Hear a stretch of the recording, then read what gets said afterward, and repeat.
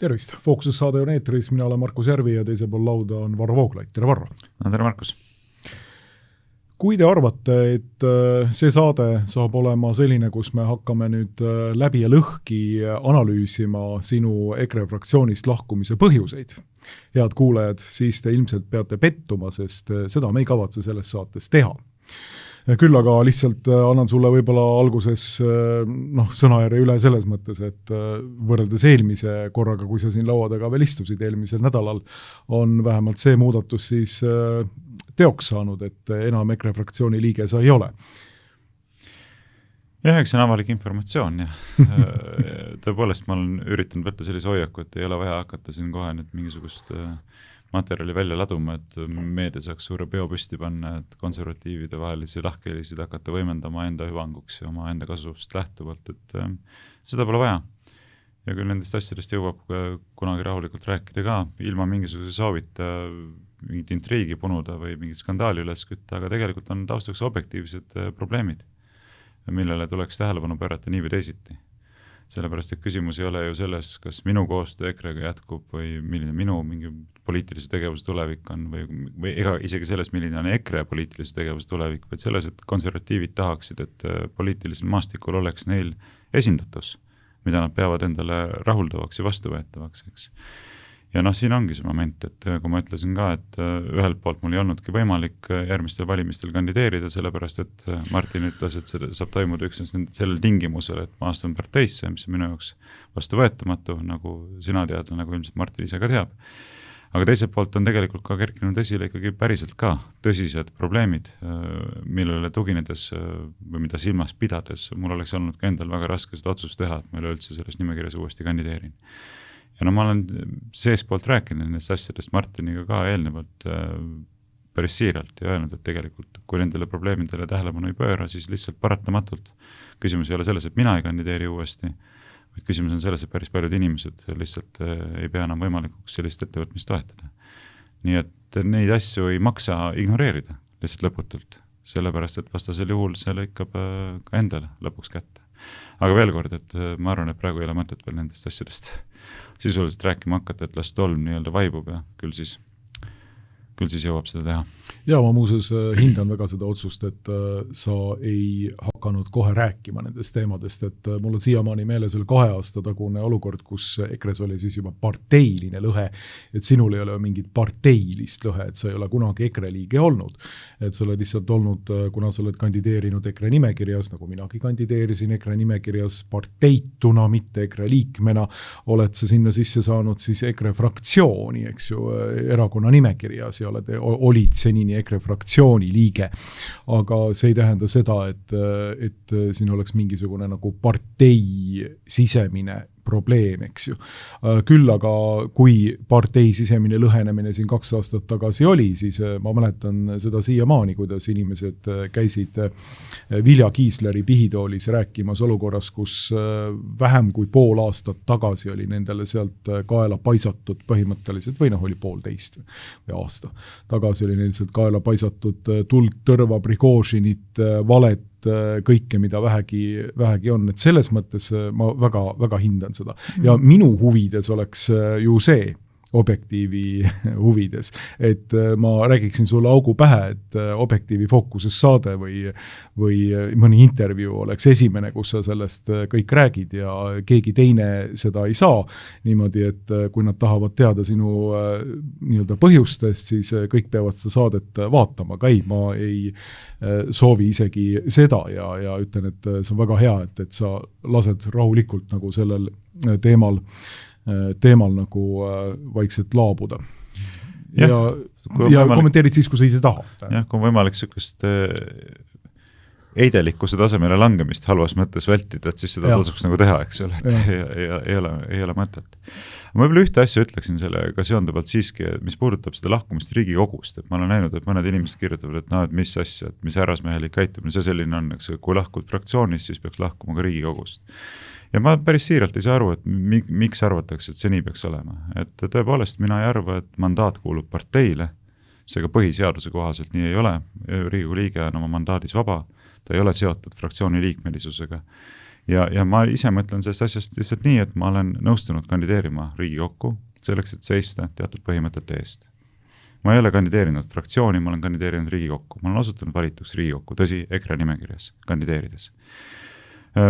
Minu selles mõttes seisundis ei ole mitte midagi muutunud. Ma olen jätkuvalt Riigikogus selleks, et seista nende samade põhimõtete eest, mille eest seismiseks ma ennast kandidaadina välja käisin. Ja mul on jäänud võimalus seda teha järgmise 10 kuu jooksul. Ma ei vii neid hääli, mis on antud nende põhimõtete eest seismiseks ühegi teise ja vastupidiste põhimõtete eest seisva erakonna teenistusse, nagu mõned saadikud on seda siin teinud. Ma ei liitu üldse ühegi teise erakonnaga. Ja selles mõttes minu töös ega väga palju ei muutugi, välja arvatud seda, et ma lihtsalt ei kuulu korralduslikult fraktsiooni koosseisu. Ikka, teen täpselt seda, mida ma teen, siis nende samade põhimõtete eest, mille eest ma seisan. Ja ma selles mõttes nagu sellest kriitikast ausalt öeldes nagu hästi aru ei saa. See on pikem jutt muuses, mis puudutab Riigikogu saadiku ja Eesti parteilise poliitikastruktuuri olemust tegelikult. Ja ma arvan, et see jutt tuleb meil veel ka maha pidada siin. Et mina ise olen olnud kogu aeg positsioonil, et tegelik demokraatia ja Eesti demokraatlik süsteem ei vajaks üldse parteisid. Et kõige parem olukord oleks siis, kui meil oleks Riigikogus 101 kõige rohkem ühest terviklikust valimisringkonnast Eesti, nimega Eesti, valitud Riigikogu liiget, kes ei kuulu või võivad kuuluda mingisugusesse erakonda, kui nad tahavad, tähendab, aga kus nii-öelda Riigikogus puudub erakondlik selline fraktsiooni ja erakondlik loogika. Aga ma arvan, et me sellesse vist praegu ei hakka ennast sisse kaevama sellesse temaatikasse, sellepärast, et see on nagu pikem jutt ja tegelikult terve saate või isegi mitme saate teema, kui nüüd päris ausalt ütleda, kui süstemaatiliselt läheneda sellele teemale. Ma olen sinuga nõus, aga mingil hetkel peaks sellest rääkima, sest küsimus ei ole siin üldsegi mitte ühes või teises parteis, vaid küsimus on siin selles, et kogu see poliitiline süsteem, mis on niivõrd parteide keskne, on tegelikult väärastunud. Ja mina olen ka 100% nagu nõus sellega, et see on üks Eesti poliitilise süsteemi põhiprobleeme, et ta on lihtsalt räigelt parteide keskne. Ja see ei peaks tingimata nii olema ja täitsa huvitav oleks esiteks mõelda selle peale, millised probleemid sellest tulenevad, et ta selline on. Ja teiseks mõelda selle peale, et aga milline võiks olla selline alternatiivne visioon, mis oleks tõesti rohkem nagu kodaniku keskne, mitte partei keskne. Ja tõesti tõekspidamist keskne ja jätaks alati ka kõikidele Riigikogu liikmetele reaalselt vabaduse jääda truuks enne kõik oma südametunnistusele, mitte muutuda partei instrumendiks. Nii et siin on aruteluks ruumi vägagi palju täiesti abstraktselt, täiesti lahutatuna nendest asjaoludest, mille keskmest mina ennast praegusel hetkel leian. Ja. Kui see süsteem on kodanikukeskne, siis ta on ka riigimehe keskne ja sellisena põhimõtteliselt võimaldab ta kodanikest saada valitusosutuses riigimehed niimoodi, et riigimehelikku mõtlemist harrastada ja täielikku nii-öelda mandaadi vabadust nautida siis Riigikogus loomulikult. Aga tuleme teiste teemade juurde praegu. Nimelt siin väärib ilmselt kommenteerimist üks Eesti tänasele klikile selline või mitte ainuomane. Me oleme näinud seda ajaloos korduvalt juba, eelkõige nõukogude ajal. Ja see on selline võõraste värvide ja võõraste lippude, võõraste ideoloogiate enesega ehtimine. Nimelt 17. Ja vastupidi, ideoloogiate ehtimine enesega ja enese ehtimine ideoloogiatega. Ja, täpselt, et siin oli 17. mail selline sündmus nagu rahvusvaheline trans- ja homofoobia vastane päev, näiteks selline ilus asi. Ja siis meil on siin nagu terve rida Eesti riigiasutusi, mis nüüd siis juba traditsionaalselt 17. mail endale panevad peale nii-öelda kõikvõimalikud homolipud. No Eesti välisministeerium, mis on nagu huvitav. Esimesena on välisministeeriumi logol, pange tähele, siin Ukraina lipp, Eesti vapp ja Ukraina lipp, siis meil on välisministeeriumi nimi inglise keeles, Estonian Ministry of Foreign Affairs ja teise järguga, nii nagu oleks nagu teine riigikeel oleks umbes siin, on meil siis eesti keeles kirjutatud välisministeerium. Ja siis... Aga ära libise üle olulistest sümbolitest, et meil on ikkagi mitte ainult Ukraina lipp seal logo peal, vaid ka kohitsetud lõvid. kohitsetud. See on ka väga oluline sümboolselt, et ikkagi Euroopa heraldilises traditsioonis on ikkagi isalõvi kujutatud alati ikkagi sootunnustega. Aga meil on ta olnud millegipärast selline kohitsetud või sooneutraalne. Väga huvitav, jah. Et lakk on, aga kuidas nüüd öeldagi? Et... strateegilisi elundeid ei ole. Just.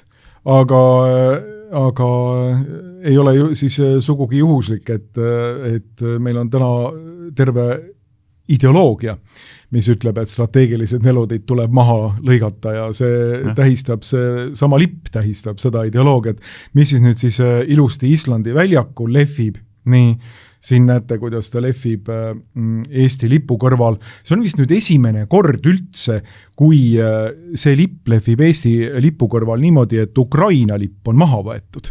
Mina küsiksin nüüd, et kuidas te nüüd sellise asja tegite? Võib-olla on kaadrist välja jäänud lihtsalt. Võib-olla on kaadrist välja ka jäänud, aga kuidas siis nüüd niimoodi on, et Ukraina lippu ei olegi? Et on Eesti lipu kõrval homolipp, aga Ukraina lippu mitte. Ja siin on siis Eesti suursaatkonnad, et me mäletame ju väga hästi tegelikult seda, kuidas kooseluseaduse rakendamise ja esitlemise ajal kõik Eestis olevad lääneriikide suursaatkonnad liputasid ja toetasid kooseluseadust. Ja nüüd Eesti teeb seda põhimõtteliselt täpselt samamoodi igal pool välismaal. No siin on siis Soome suursaatkond vist, kui ma ei eksi. Kas eelmine ei ole meie Budapesti saatkond?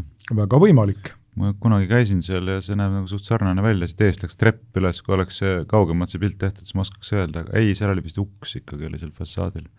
See vist võib-olla ei ole. Aha, see oleks muidugi väga huvitav, kui ta nagu Budapesti saatkond. Nad on juba mitu aastat pannud. Ja, siis on nagu eriti huvitav. Aga siin on Soome ja nii edasi, et Eesti põhimõtteliselt liputab täiega, see on vist kas Brüsseli saatkond, liputab täiega nii-öelda neid värve. Ja see on midagi väga, väga, väga sümptomaatilist, ma ütleksin, sellise võõra värvi ka ehtimine, eks ju. Eelkõige, sina ju tegid seaduseelnõu, lipuseaduse paranduseelnõu, et mis oli nagu väga tervemõistuslik. Jah, aga paraku visati prügikasti. Näed, ime kombel. Ja mina pidin olema see, kellel on ükskõik, mis lehvib Pika Hermanni tornis, aga tegelikult tuleb välja, et kogu see ülejäänud seltskond on selline, kellel on ükskõik, mis värvi lipud lehvivad Eesti valitsuse ja riigihoonetel. Et ei ole nii, et võiks seal lehvida ainult Eesti Vabariigi lippe punkt, et ikkagi on vaja igasuguseid ideoloogilisi lippe ka sinna pidevalt lehvitada selleks, et, ja ma arvan, et siin on oluline punkt, miks nad neid lippe panevad. Selleks, et näidata truudust valitsevale ideoloogilisele programmile. Et kui sa paned tagasi korraks selle sama välisministeeriumi fassaadipildi, selle suurema, no mitte suurema, vaid selle, kus on laiem plaan nii-öelda, on rohkem näha, siis tead, mis minule sellega meenub? No jah, las selle seesama. Minule meeldub lapsepõlve mälestus. Kui ma kõndisin isaga läbi partei keskkomitee hoone eest ja isa näitas mulle, et tule vaatasid ühe nurga alt, eks ole, seal oli see Lenin, kellel oli käsi välja sirutatud ja ühe nurga alt oli niimoodi, et põial, kui vaatasid sealt põial, ei niimoodi paistma, nagu oleks keskkohast ette sirutatud teatav kehaosa. Isa, et kas pole totter, et Lenin on asetatud sellisesse positsiooni siia, aga kui õige nurga alt vaadata, et siis on nagu päris kohane, eks ole, et ma mäletan, mul jäi see kuidagi sööbis võrdus tõesti totter lugu, et miks onu seal niimoodi seisab, eks ole. Aga vaata, kuidas ajad muutuvad, aga mingid asjad ei muutu. Et välisministeer toonane partei keskkomitee hoone, kus ees pidi olema Lenin, sümbolina sellest, et me oleme truud, eks ole, et siin valitseb truudus õigele ideoloogilisele programmile. Ja näed, 40 aastat hiljem endiselt sama hoone, sisuliselt nagu sarnane partei keskkomitee hoone, eks ole, kus väljaspoolt tulnud juhised vastu võetakse ja laiali jagatakse Eesti poliitilisse võimustruktuuri. Samamoodi välisvõimu, välise ideoloogia sümbol peab endiselt olema selle välisministeeriumi ees. Et ideoloogiad on vahetatud, sümbolid on vahetatud, aga see, et see positsioon, et ei, me ei pane siia mingid võõraid sümboleid, meile piisab oma enda sümbolitest, mis tähistavad meie enda riiklikku iseseisvust, seda endiselt ei ole. Et selles mõttes päris huvitav ja tähendusrikas ja see on sama asi, eks. Et... Siin on Stenbocki maja värvunud siis homovärvides 17. mail samamoodi. Et, ise värvus täitsa niimoodi juhuslikult. Ehk siis loomulikult pandi sinna laternad ja Stenbocki maja ütleb ilusti ka et täna tähistatakse seda rahvusvahelist homo-, bi- ja transfoobia vastast päeva. Sellega me austame igaühe väärikust ja õigust elada turvaliselt ning ilma hirmuta olla see, kes ta on. Ja siis siin tähistatakse seda, aga see on minu arvates ka väga oluline tähelepanek tegelikult. Et ajad muutuvad, aga see mentaliteet, et meil ei piisa omast, vaid me liputame teiste värve, teiste ideoloogiate tunnuslippe. See on kogu aeg sama. Ehk siis tegelikult, kui me vaatame lühidalt öeldes, Eesti ei olegi saanud iseseisvaks. Eesti mentaliteet, see vähemalt selle nomenklatuuri mentaliteet, kes seal praegu on, ei ole võimelinegi iseseisvuseks. Ja kuna see on selline nii-öelda lääne kultuuriruumi või Euroopa uusväärtuste päev, eks ju, jällegi järjekordne selline homoideoloogia avaliku tunnustamise päev, 17. märts, mai, siis tähendab see tegelikult ka teist asja, et sellega antakse märku, et Eesti on okupeeritud tegelikult. Et need ideoloogiad, need võimukeskused on okupeerinud Eesti, et Eesti ei olegi iseseisev. Ühelt poolt meil on eliit, kes ei ole võimeline iseseisvuseks, aga teiselt poolt on ta valmis tegelikult andma kõikidele märgi, et ei, me olemegi okupatsiooni all. Siin ei olegi ainult Eesti, vaid siin on mingisugune muu globalistlik, euroopalik, ideoloogiline monstrum, mis siin, palu väga siis, Eesti valitsushoone ees niimoodi ennast üle linna, näete, üle linna niimoodi demonstreerib, et vaadake, siin me oleme okupeeritud. Ei no absoluutselt ja seda on ju väga hea saata välisisandatele neid pilte, et näete, meie oleme õiged. Meie seisame vankumatult õigel teel, meie oleme truud, ideoloogiliselt kuulekad, teeme täpselt nii, nagu meil on ette öeldud, järgime programmi, viime ellu, sõltumata sellest, et see lõhestab meie oma rahvast, eks selle läbi selle tegelikult nõrgestab ka meie suutlikkust kriisi olukordades hakkama saada, vastu pidada, rahva kokkukuuluvustunnet hävitab. See pole oluline. Oluline on see, et me saaksime näidata, et me oleme õigel teel, me oleme kuulekad, eks. Täpselt samamoodi nagu nõukogude ajal. Ja selles mõttes ma olen 100% nõus, et ega mingisugust ideelist iseseisvumist võib-olla võis näha 90. alguses. See oli üsna lühikene ajaaken, kus tekkiski ettekujutus, et me hakkame siin ise oma riiki ehitama, aga ma arvan, et see ei kestnud rohkem kui maksimaalselt seal 5 aastat. Ilmselt vähem, kuskil 3 aastat, kui tehti selgeks, et ei hakka siin mitte mingit oma asja ehitama, vaid teie eksistents saab olema võimalik üksnes niivõrd, kui te järgite ettekirjutatud programmi. Ehk sisuliselt üks orjapidaja vahetub teise orjapidajaga ja ori jääb ikka orjaks. Et ega see ori sellepärast peremeheks ei saa, et ta müüakse ühelt isandalt teisele näiteks või et üks isand ära sureb ja teine tema üles ostab, eks ole, et nii-öelda pärandvarana või vabaks jäänud varana. Ja selle mõttes muidugi olen sinuga nõus. Muuseas, tahad küll teemat vahetada, aga ma võin ühe huvitava loo rääkida, saate vaatajatele ka huvitav, et ma käisin eelmisel nädalal väikesel ekskursioonil Stenbocki majas. Avaldasin arvamust, et see, kui kogu selle aja jooksul, kui oled Riigikogu liige ja kordagi ei sattugi valitsushoonesse, see oleks nagu natuke nadi, et võiks korra siis need Riigikogu liikmed saada seal käia, kes on opositsioonis ja kellel muidu siin asja ole. Koalitsioonisaadikud, kes käivad seal nagu sisse välja nagu tahavad. Ja siis selline võimalus tekitati, et saime külastada küll väga väikese grupiga, Anti Poolamets ja Evelin Poolamets olid ainukesed Riigikogu liikmed, kes ka seda soovi avaldasid ja siis me käisime seal mõnede fraktsiooni nõunikega koos. Aga mis sellele külastusele eelnes oli huvitav, et mulle helistati meie fraktsioonist ja öeldi, et Stenbocki majast võeti ühendust ja paluti sulle edasi öelda, et relvaga sisse ei lasta.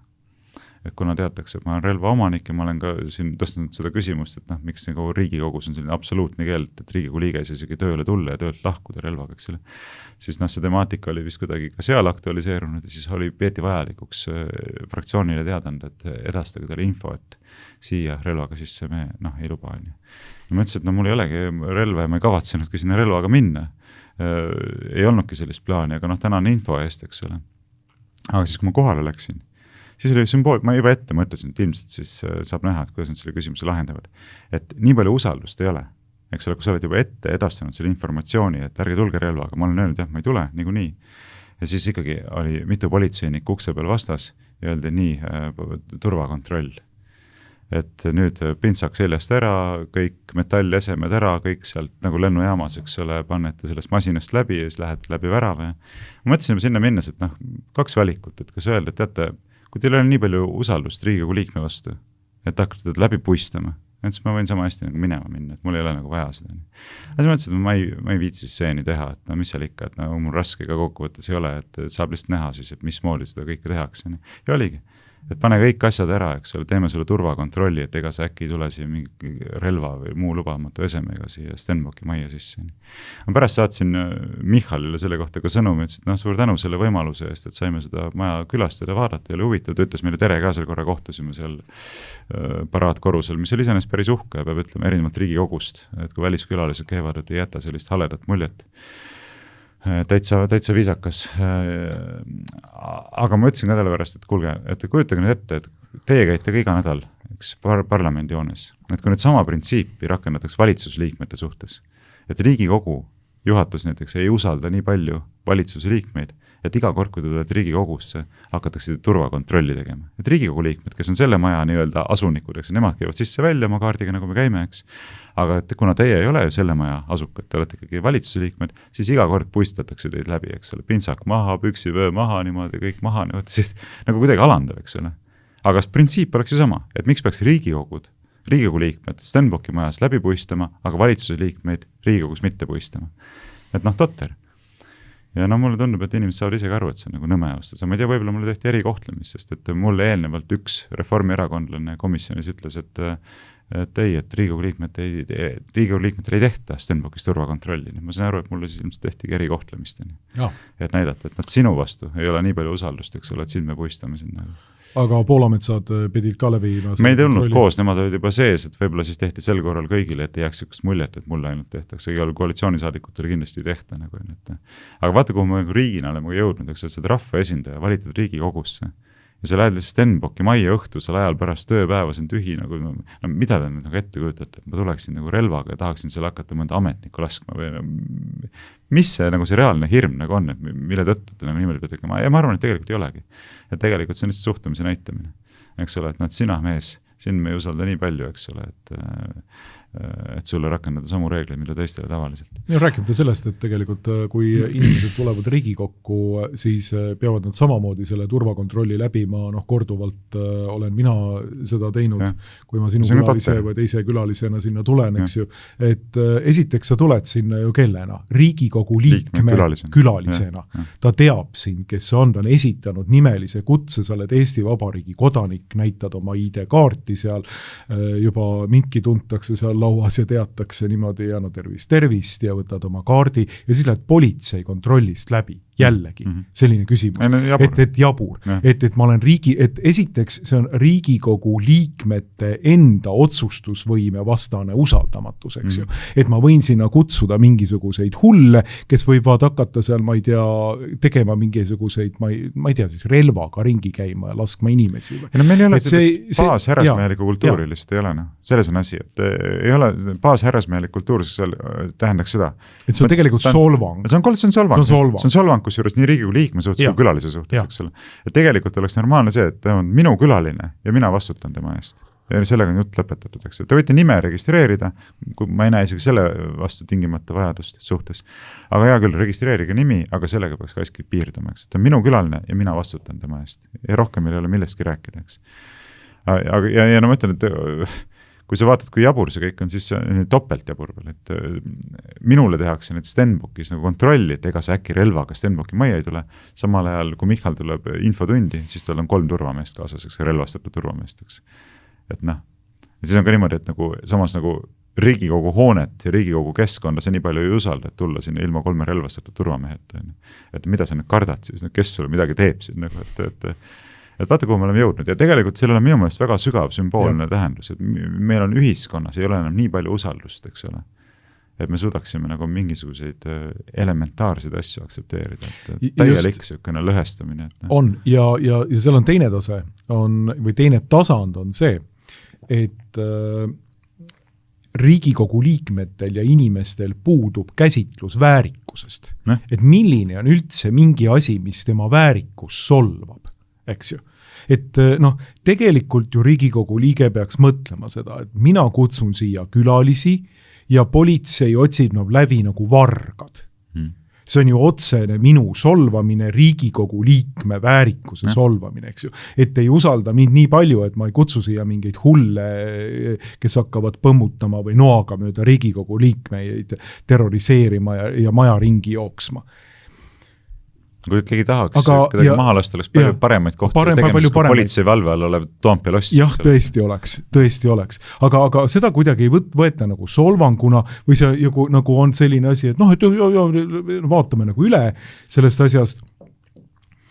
Ja see tegelikult näitab üldse sellise väärtusruumi väga sügavat puudumist üleüldse, sellise väärikusruumi puudumist, et mida siin riigis peetakse väärikuseks ja mida ei peeta väärikuseks. Selline tunne on, et Riigikogu koosneb ikkagi nagu 101 nagu rahvas saunadega räägib sõna kõige otsesemalt mõttes matsist, kes ei teagi, mida see väärikus ja au üldse tähendab ja kes sellega nagu kohe nagu rahulikult nõustuvad.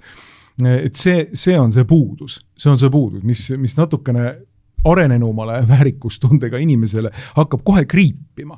Ja tõepoolest see usaldamatuse küsimus, see viitab sellele, et see on väga huvitav tõesti, et sina kui Riigikogu liige lähed valitsuse juurde ja sind otsitakse läbi, et see näitab ikka tõesti, see näitab muidugi suhtumist, aga kui see peaks olema nagu mingisugustest politsei protokollidest lähtunud, see näitab loomulikult täielikku usaldamatust. Et siin ei olegi midagi öelda. Siis see näitab seda, et riik on niivõrd lõhki kõikides oma tasanditel, et see seltskond, kes tegelikult neid asju seal korraldab, seda värviparaadi siin, et see teab, et ta on okupeerinud selle maa, ta on okupantide asehaldurid ja nad peavad olema valvel kogu aeg niimoodi kikivarvul käima kogu aeg, et tont teab, kes sinna võib tulla ja mida hakkab tegema niimoodi. See on selle mõtlemine, eks ju, kes teab, et kui kaugele ta selle maa on valmis viima ja kui kaugele ta selle maa rahva on valmis ära hävitama. Et see on see sama mõtlemine, mis selle taustal tegelikult on. Noh, Pätt teab, eks ju, et ta lukustab oma uksed ise ikka mitme lukuga kinni. Tavaline inimene võib-olla paneb korra väikse mingisuguse taba ette või keerab võtid korra ja tal ei ole sellist kogemust. Aga professionaalne Pätt teab, et iga kell võib talle keegi sisse tulla. Kohta suhtub kõigisse kui potentsiaalselt kurjategisse, nagu ise on. Nagu täpselt. Ja ma ütlen, tegelikult peaks hoopis teist asja vaatama selle ukse peale, et kui minu teha oleks, ma seaksin väga lihtsad reeglid, et kui inimene ei ole viisakalt riietatud, siis ta parlamenti sisene. Ja ongi kõik. Vaata, ma ei tea, kas sa saad avada korra, ma saatsin sulle sõnumiga lingi ühe kalli kolleegi välislähetusest tehtud pildist, mille ta ise on üles riputanud uhkusega. No nii, siin ta on. Ja, mina olen ka Facebookis kommenteerinud seda.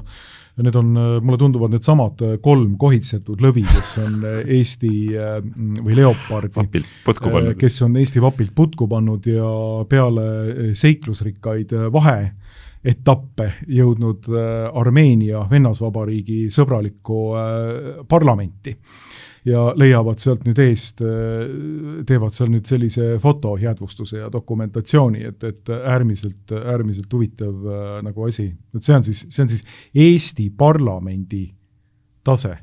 Ja mitte lihtsalt oma koduparlamendis, vaid sa lähed välisvisiidile teise riigi parlamenti ja põhimõtteliselt otseselt solvad. Ma ei pea teid nii oluliseks, et endale ise kingi jalga panna, eks ole, et ma võin tulla siia tossude või plätudega, et T-särgi ja lihtsalt teksadega, et see pole minu jaoks mitte midagi nagu. Et ma olen nii kõva mees, et ma ei vaata kusagilt alt üles, et ma ei anna kellegi sau, kellegi ees põlve maha ei pane, kellegi ees ei kummarda mitte midagi, et külalisena astun sisse, poriseid saapaid jalast ära ei võta, käin, teen, mis tahan. See on nagu reaalne probleem. Mitte see, et parlamendi liikme külalisele peaks tegema turvakontrolli, eks. Et aga see ongi kaks täiesti erinevat nagu maailma käsitlust ja maailma tunnetust ja siin need lihtsalt põrkuvad nähtavalt. Ja, absoluutselt.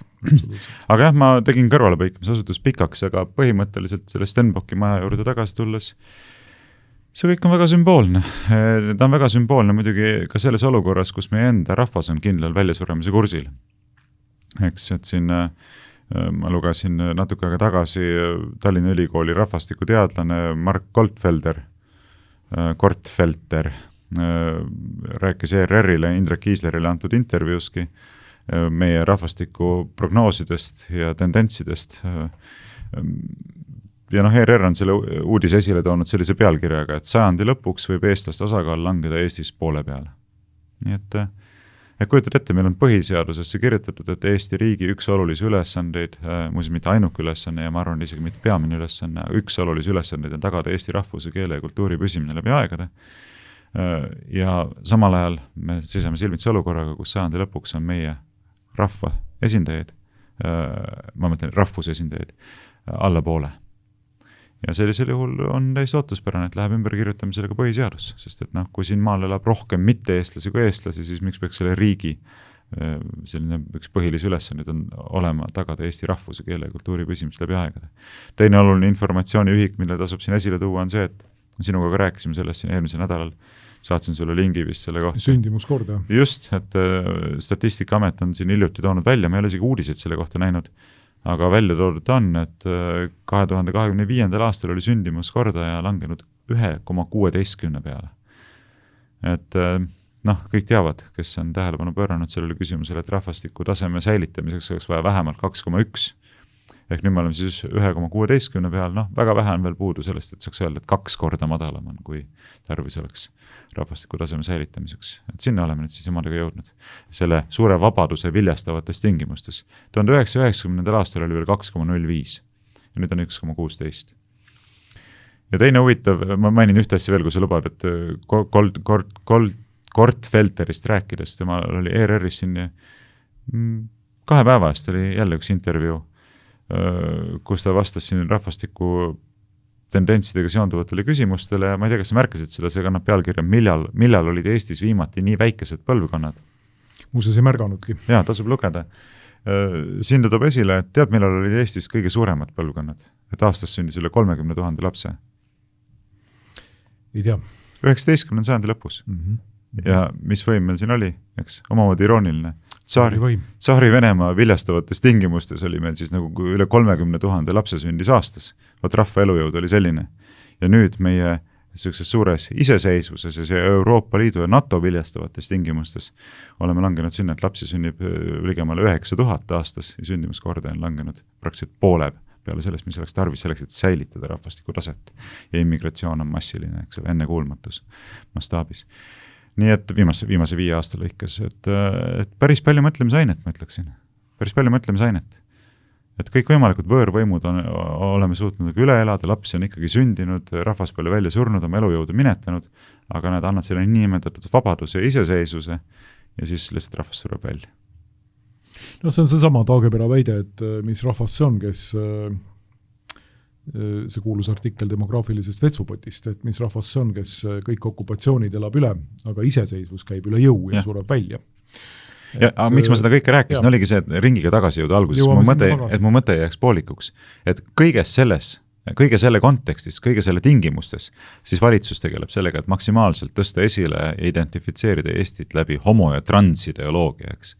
Et nüüd tuleb varsti juuni, mis on ju terve kuu, eks see 17. mai on see mingisugune homo- ja transfoobia, kuidas nimetavad vastase võitluse päev, aga terve juuni on ju see niinimetatud uhkuse kuu. Nüüd hakkab paraat pihta. Ja siis hakkab pihta, et nad panevad vist terveks juuniks selle värvid sinna. Aga minu küsimus on nüüd see, et aga mis päeval te värvite selle maja sellisel viisil, et tõsta esile, ma ei tea, paljulapselise perekonna ideaali näiteks, mis oleks hädavajalik uuesti au sisse tõsta, et meie rahval oleks mingisugune võimalus üldse nagu püsima jääda.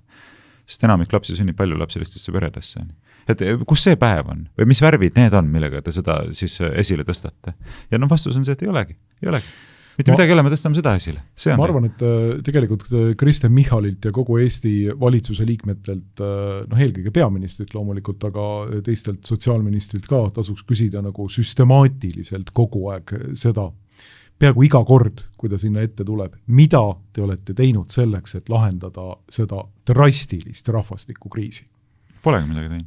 mida te olete teinud. Te olete süvendanud ja sellega täpselt samamoodi süvendate. Ma olen seda ise vähemalt 5 korda küsinud, iga kord avaneb sama pilt, et tegelikult on ainult süvendanud. Just. No ta räägib, et me oleme siin, ma ei tea, teinud ennekuulmatuid kulutusi kaitsesektorisse, et tõsta inimeste turvatunnet, mis omakorda loob eeldusi rohkemate laste sünniks ja see on tema perepoliitika. Perepoliitika on see, et võtta lastelt ja lapsevanematelt raha ära maksupoliitikaga ja suunata see USA sõjatööstusesse ja ütelda, et siis on meil nüüd turvaline siin 200 kilomeetrit Peterburist, kui me oleme hambuni relvastatud ja pidevalt kogu aeg ähvardame Venemaad, vaata, et peaaegu Venemaa siseste raketirünnakutega, et siis kõik siis hakkab lapsi sündima. See ongi tema reformierakondlik perepoliitika. Geniaalne perepoliitika ausalt öeldes, et see kindlasti toob nagu väga paljudele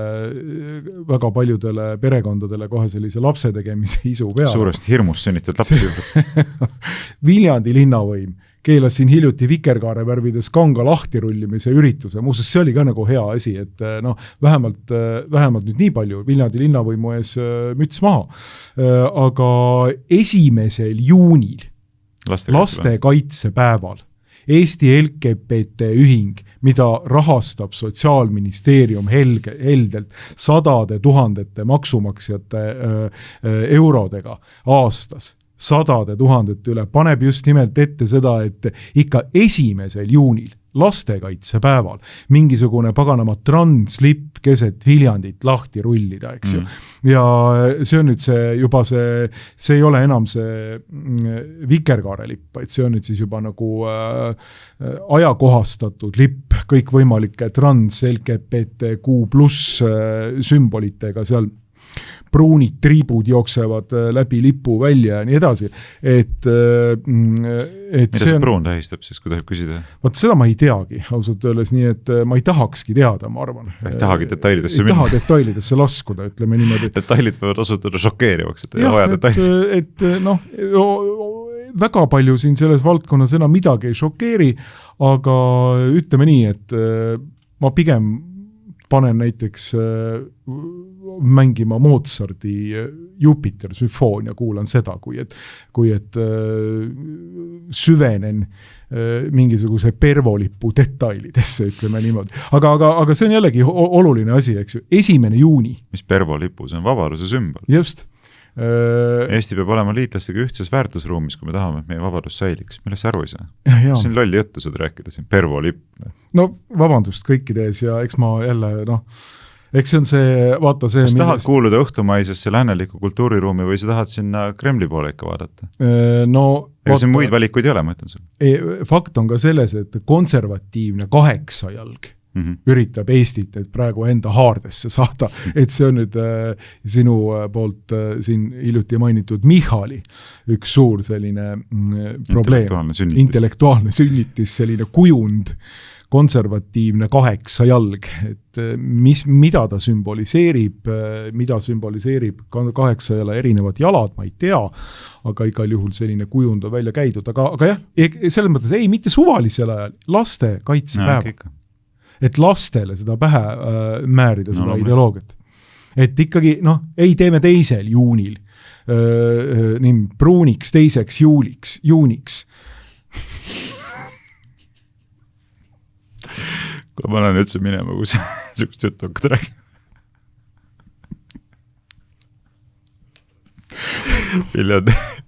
Viljandi saab pruuniks 2. juuniks. No ma ei saa midagi teha, et ikkagi on selline, kuidas öelda, minus on ikkagi kaduma läinud selline kujundilooja ja kirjaniku ja luuletaja and. Et kahtlemata häid kujundeid tuleb kogu. Seda Curly Stringsi lugu ei saa enam keegi süütu kõrvaga kuulata. Kas rikkusid sellega ära? Ma rikkusin sellega ära. Jah. Aga mina tuleksin oma nagu mõttelõngaga nagu tagasi sinna punkti, kus ma ütleksin, et võta nali naljaks ja igast detailideks, aga kokkuvõttes, mida see kõik meile näitab, kõik need pildid, eks ole, rääkige veel ja ma ütlen, mul on nii kõrini kogu sellest jutust, sellest mingisugusest vikerkaare lipust ja sallimatusest ja foobiast ja ma ei taha sest enam midagi kuulda, see on nagu austaldes nagu mingisuguses mõttes nagu suletud peatükk nagu elust, et on nagu kokku puututud ka selle temaatikaga. Aga mina lihtsalt vaatan seda mingi teatava siukse nagu haletsusega. Et jah, te võite supelda edasi, väänelda ja viselda ja püherdada selles perversses ideoloogias. Aga see kõik ongi lihtsalt raskelt groteskne, sellepärast, et see kõik ju asetub meie enda rahvuse, keele ja kultuuri väljasuremise konteksti. Ja sa näedki seda, et kui räägitakse siin ka perepoliitikast või rahvastikupoliitikast ja räägitakse, et ei, sellel tuleb ikka seda toetust natuke tõsta ja tuleb mingi, ma ei tea, töö ja pereelu ühitamise võimalusi nagu paremaks muuta ja siis tuleb ikkagi vaadata, et kuidas lastega peredele tead automaksu soodustust teha ja siis ma mõtlen, kõik need arutelusid kuuledes, te ei saa nagu üldse vist aru, mis tasandil selle probleemi põhjused on. Need on mitte isegi ainult filosoofilised, need on religioossed põhjused põhimõtteliselt, millega me siin silmitsi seisame. Ja see viibki selle järelluseni, et kui tegelikult seda meeleparandust ei tule, et tulla tagasi mõistusele, tulla terve mõistuse juurde ja heita kõrvale see inimvaenulik, perversne, loomuseaduse vastane ideoloogia, mis tallub terve mõistusega tunnetatavatel perekonna ja abielukultuuri alustel ja karikeerib seda, mõnitab seda, siis ei ole meil millestki rääkida. Siis jääb üle sellele rahvale soovida lihtsalt head väljasuremist. Kuidas see oli ilmselt kestlik kahanemine? Selline, nagu tead, pannakse vanade kodusse ära, et kohe ei sure, aga niisugune kestlik kahanemine, et seal natuke vireleb veel ja siis mingi hetkel kustub, eks ole. See on kusjuures väga huvitav, et ma just maal olles, maatööd tehes, olles objektiivi ära toimetanud, hakkan puid laduma ja teen mingeid muid asju seal, et mõtlesin seda sama asja, millele see demograaf siin, mida me lugesime, rääkis, tähelepanu osutas, et millal olid Eestis kõige jõulisemad perekonnad, eks ju. Ja tõepoolest, mitte ainult perekonnad, vaid kogu kultuur. Millal oli Eestis see, mis valmistas ette meid üleüldse riigi rahvaks? Millal oli Eestis selline olukord, kus Eesti maa viljelus õitses, kus inimesed ostsid omaks endale talud, mõni hankis omale isegi mõisa? Millal oli olukord, kus meie enda talupoeglikku kultuuri esimest korda niimoodi tilkus kõrgkultuuri ja me saime tegelikult ka aristokraatlikust kultuurist osa niimoodi, et põlvkondade pärast oli meil põhimõtteliselt olemas juba omamaine aristokraatia. Tärkav aristokraatia. Et te võite nimetada ja hilisemalt näiteks Laidoneri üheks või teiseks, aga Laidoner oli tsaari ohvitser, kõrge ohvitser. Ja kui ma ei eksi, võib-olla isegi, ma ei ole seda uurinud, aga tema kraadiga peaks olema teenistusaadlik. Tõnisson, täpselt samamoodi. Et need, kes põhimõtteliselt olid meie ajaloo nagu tippfiguurid, ja seda võimaldas ei miski muu kui ikkagi kristlikel alustel olev tsaari Venemaa oma kultuuriliste alustega, et loomulikult oli seal väga palju probleeme, seal oli väga palju juba korruptsiooni ja nii edasi, aga kõike see, mida me eestlastena tegelikult oleme, see pandi ja laoti paika nende 50 aasta jooksul, põhimõtteliselt 60-70 aasta jooksul, alates Aleksander teise reformidest. Kus eestlased said tõusta riigi rahvana. Ja nüüd võrdleme seda praeguses olukorras. Ja vaatame seda, mis selle lipu all meist on saanud, eks ju. Ja selle lipu all on meist saanud rahvas, mis sureb vabatahtlikult välja oma endal maal. Teda ei hävitata siin. Ta on ise teinud otsuse, et surra välja enda maal põhimõtteliselt. Ja olles võtnud omaks ideoloogilise programmi, mis on halvanud tema elujõu. Ja omaks võtnud põhimõtteliselt mõtteviiruse, mis ei lase tal mõtelda, tunnetada tõde sellisel viisil, nagu ta peaks seda tegema. ja mille tagajärjed on see, et perekonnad lagunevad loomulikult ja abielu on mingisugune butafooria, see ei ole enam üldse mingi abielu, lapsi ei sünni kellegile 1,16 sündimuskordaja. Ja ainult läheb hullemaks. Ja ainult läheb hullemaks, see veel langeb. Me võime ühel hetkel olla olukorras, kus meil on sündimuskordaja 1. Ja, alla selle ka. Ja alla selle. Et olukord on drastiline ja me peaksime olema võimelised rahvana tegema nagu järeldused sellest olukorrast. Et millises süsteemis tegelikult, millise kultuuri raames meie rahvas õitses ja lõi endale võimalused riigi rahvaks saada ja millise kultuuri raames põhimõtteliselt me oleme ise võtnud omaks selle viiruse hävitades ennast.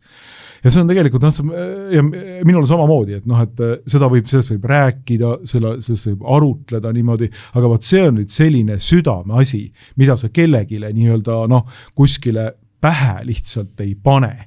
Et nüüd kuulatakse fookuses saada ära, öeldakse, et kurinahk tõesti peaks siis natuke paremaks minema. Ei ole, need on need küsimused tegelikult, millega peaks tegelema kirik ja need on need küsimused, mis on otse inimese ja Jumala vahelise suhtluse temaatika. Ja kui seda suhtlust ei ole, kui see suhtlus on katkestatud, kui inimesed on visatud oma enda egoistlikesse, väikestesse eludesse ilma jumaliku särata, siis tulemus on see. Tulemus on see. Pruuniks, teiseks juuniks. Just. No mis ma oskan sellele lisada? Sa võtsid hästi kokku selle temaatika ja võib-olla ma lihtsalt teatava siukse, kuidas öelda, teatava värskusmomendina siia lõppu viskan lihtsalt teisest valdkonnast paar fakti, mis võiksid nagu panna mõtlema.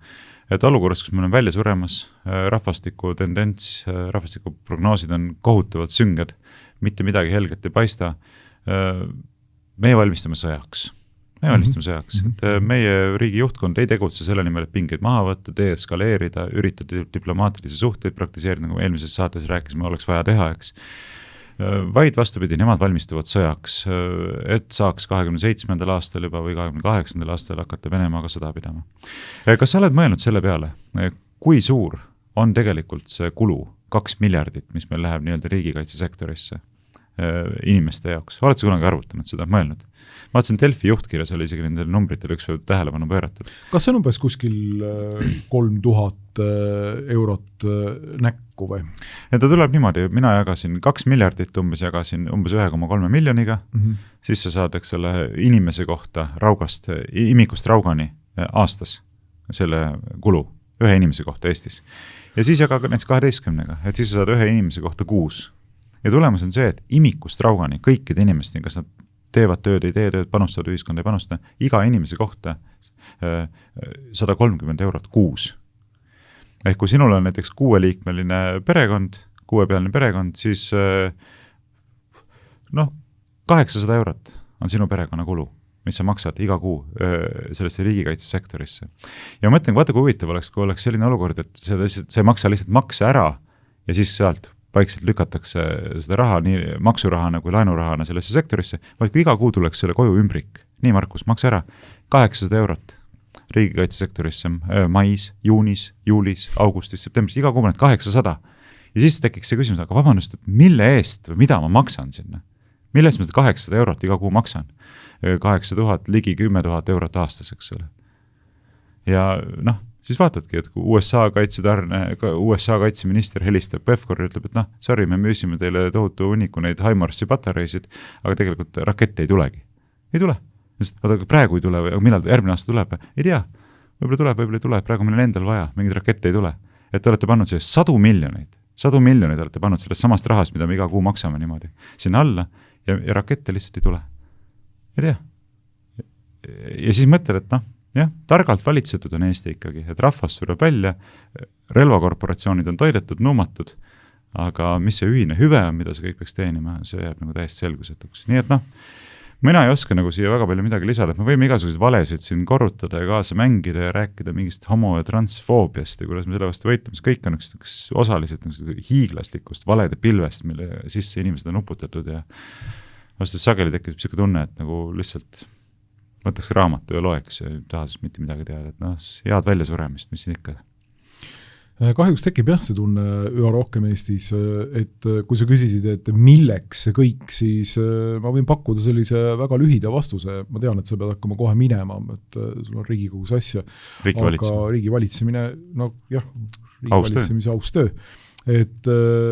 Aga see on selleks, et mina oma perest paneksin 800 eurot kuus sinna kaitsekulutustesse selleks, et Eestis saadaks anglosionistlik režiim saaks pidada platsdarmi Venemaa vastu. See ongi see asi, millest Eesti inimestelt siis võetakse see raha ära, et nemad ise peavad selle veel kinni maksma esialgu rahana, aga mingil hetkel võib-olla juba oma enda ja oma laste eludena. Et see on see, milleks seda režiimi siin peetakse. See on see, millele on lipuvärvid ka antud põhimõtteliselt. Need on need lipud. Ja kokku see moodustub ühe tervikliku ideoloogilise poliitilise programmi. Need ei olegi rangelt võttes lahutatav. Et siin see ongi. Aga hästi. Teeme nii, aga seekord selline saade, aitäh sulle siia saatesse tulemast ja jõudu. Ja, aitäh.